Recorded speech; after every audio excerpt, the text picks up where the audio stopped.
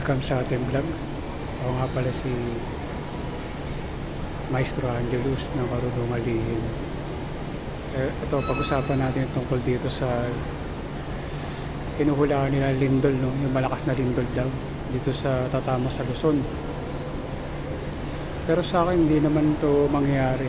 Hindi pa ngayon kasi yung tamang panahon para gumalaw yung fault line dito sa Luzon. So matagal pa. Yung ako kasi hindi ako nanguhula kung ano yung nasisense ko na mangyayari.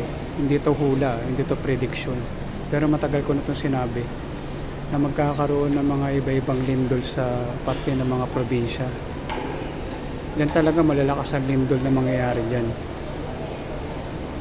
bandang Mindanao sa Visayas. Pero dito sa parting Luzon mahihina lang dito.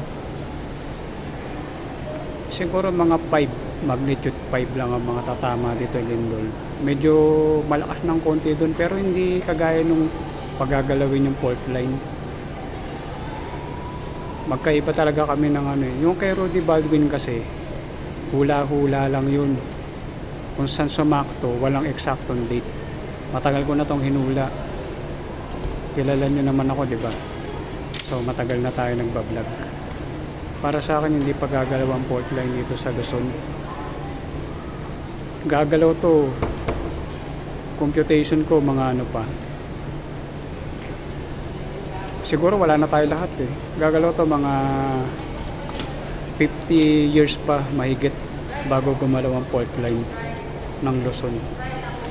So wala na nun ng tao nun, no? Yung mga nabubuhay na tao nun wala na rin.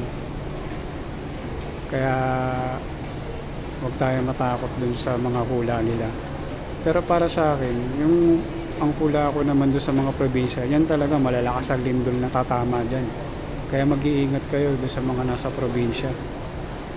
Lalo na sa yung parte na Davao talaga malalakas ang lindol dyan. Parteng Bisaya. Saka yung talagang tinatamaan ng epic ng lindol, nasa karagatan talaga tumatama yan. Hindi naman yan sumisentro sa mga sa mga lupa. Ayan. So sana makita ko tong video na to after ilan years. Hindi ko na to buburahin.